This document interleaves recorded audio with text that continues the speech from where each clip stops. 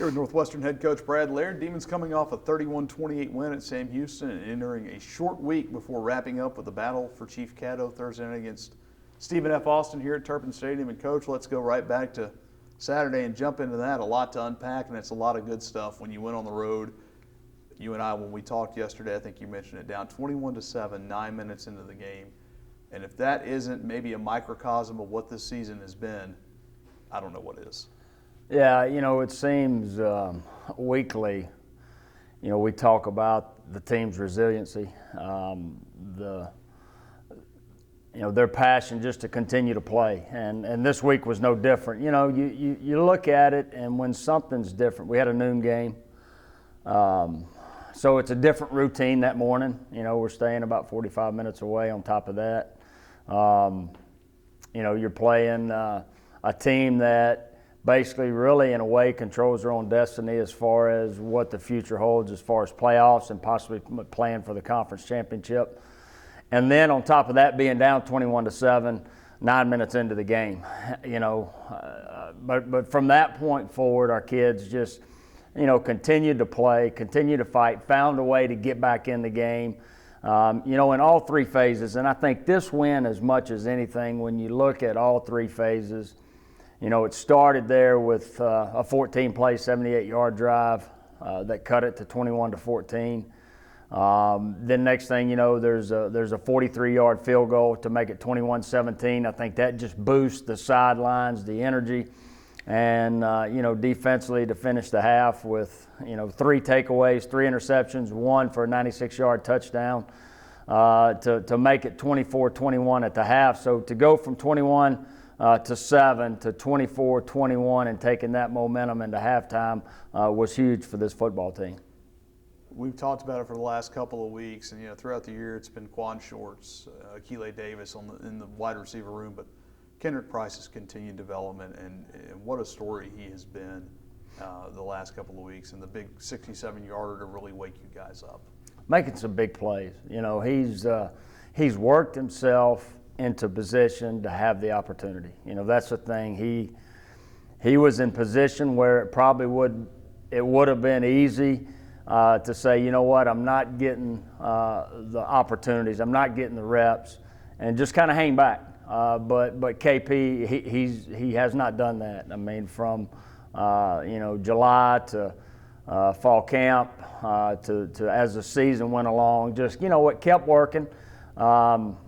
Perseverance really has played a big role in where he's at now, and he spoke to the team on Thursday, and just his how he's matured over the last 6 months, and to the person he is, and on and off the field, and you see it coming to fruition on the field with the plays that he's making, and those, you appreciate that. You appreciate what he went through, and you appreciate the opportunities that he's getting.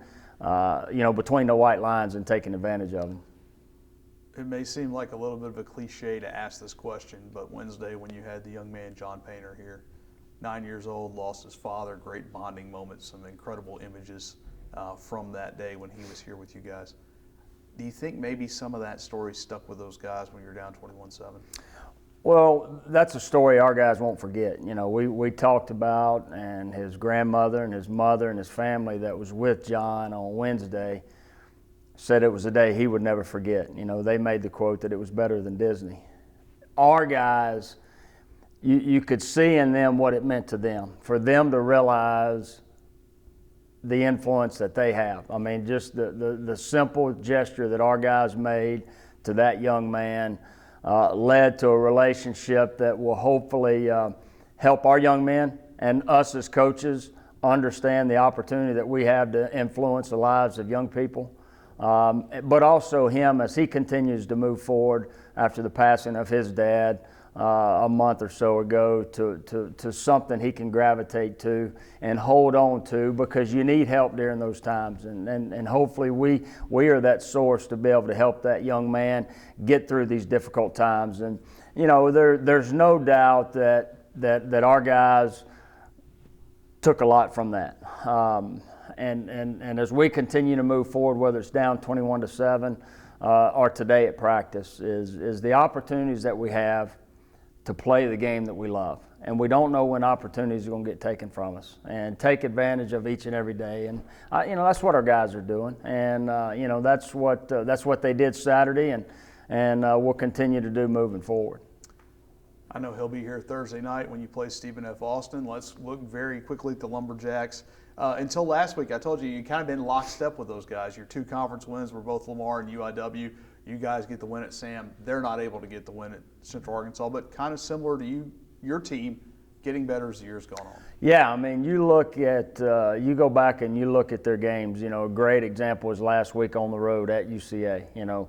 Both teams had a lot of turnovers early in the first half, a couple, I believe, each.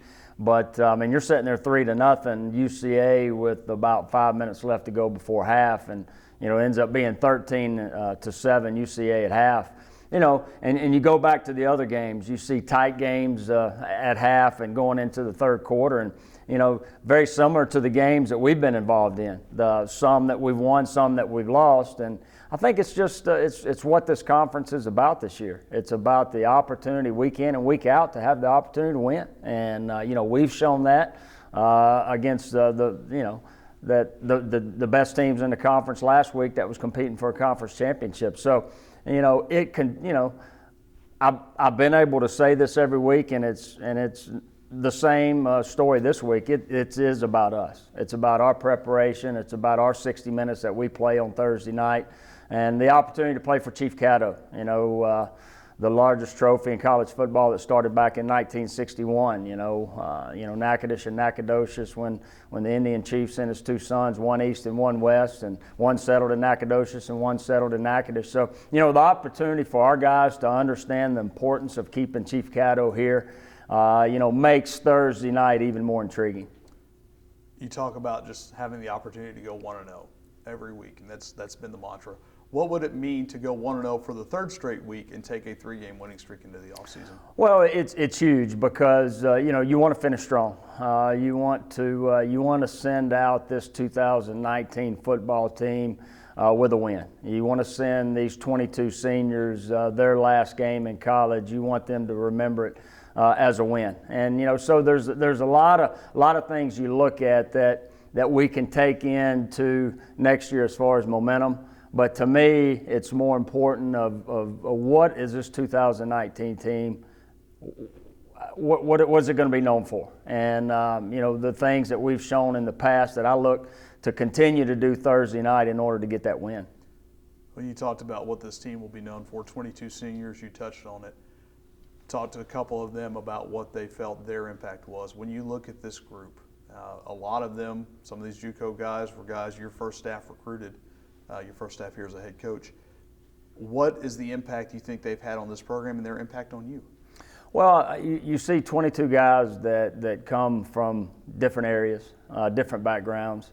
Some that have been here 5 years, some that have been here 4 years, some that have been here 1 year, and anywhere in between. And I think once you look at the impact that they've had within this program, kind of shows what this football team's been about the last couple weeks. Continue to fight, continue to play hard, no matter what the situation is. And to me, as a group, and I can speak on behalf of the coaches, you appreciate that. You appreciate what these men do on a daily basis to be a student athlete. To be able to line up for 3 hours on a Saturday afternoon, a Saturday night, this week, a Thursday night, to handle what they have to handle academically, to do what they do in the community, to take care of themselves off the field. You appreciate that aspect of what they do. When you sit down and you look at the whole picture, all I can say is thank you. Thank you for a job well done. And these are young men that as they move on, whether that's professionally in the NFL, no matter what they do, are going to be successful because of the individual qualities that they have as a person. Okay, we started this year in Houston.